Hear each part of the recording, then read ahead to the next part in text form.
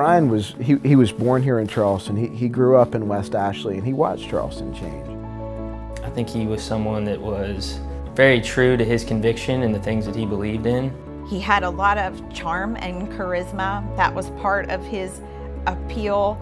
He never really wanted to be out there in the forefront necessarily, but he was very observant. He knew what was going on around him, and he knew what was happening. I would say more than the actual things that he accomplished is the impact that he leaves behind and the influence that he had on people. He surrounded himself with people that worried about the little details. He was a big picture guy. Someone who gave his all, who gave the best advice that he could give, and who tried as hard as he could. He was always pretty quick with his praise, and even when he was correcting, he did it in a very compassionate way. He was full of sayings that he thought were helpful, and his big one that he always liked to use with me was it was a three-legged stool, that you have three legs to your stool. One's your public life, and one's your work life, and then your family life, and just trying to always keep those in balance.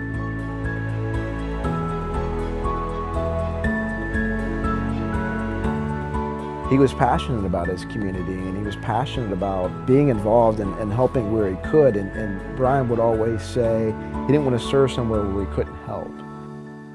And I think that just says a lot about Brian, that even though he was younger in age, he knew he wanted to give back to his community and help lead his community where it needed to go.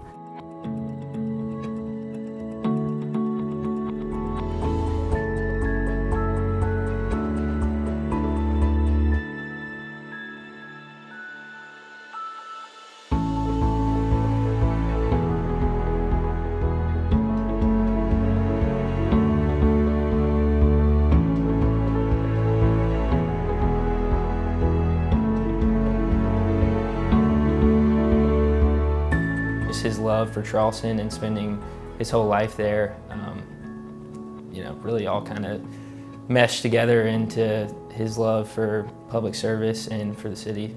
He wasn't afraid to really stand up and try to make some changes, and I think he did.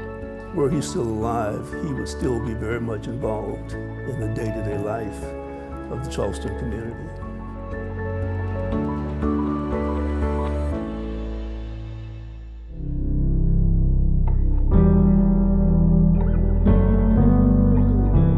Brian was always coaching, if you knew Brian. It was, every time you had a conversation with Brian, you knew he was trying to find a way to maybe make you a better person or make you a better professional. We had discussions about this just in business, that great effort plus a good excuse does not equal results.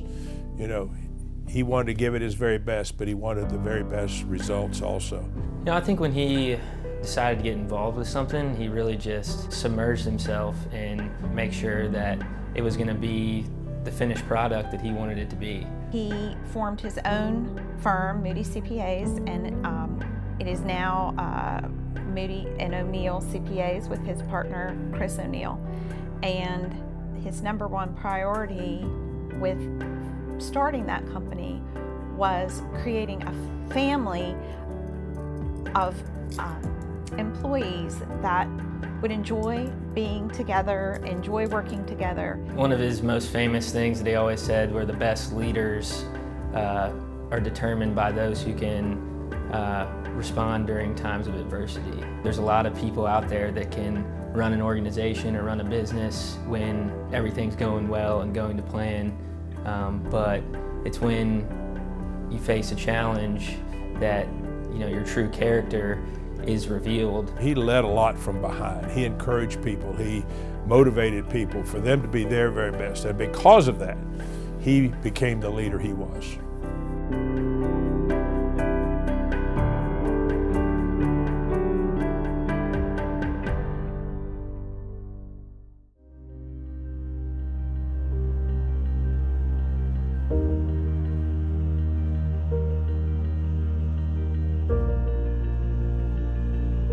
The best day's work he ever did, was the day he convinced Mary Beth, a beautiful young lady from South Greensburg, Pennsylvania, to come move and be his wife and move to Charleston from up around Baltimore.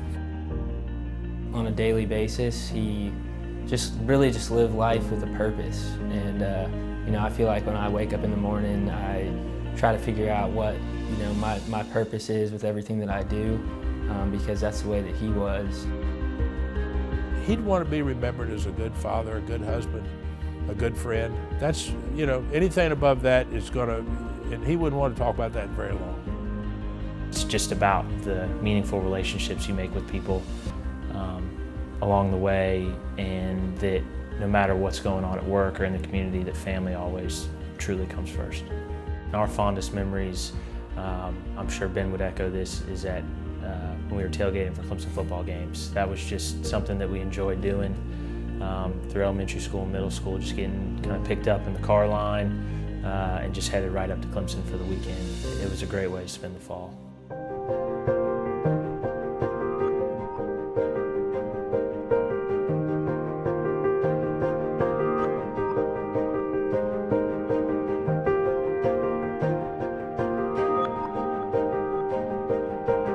Brian, almost everything he touched, he made better, which is just a wonderful testament to who he was, how much he cared, and how hard he worked. You just don't realize how many lives he touched. I mean, hundreds of people showed up for the visitation, the funeral.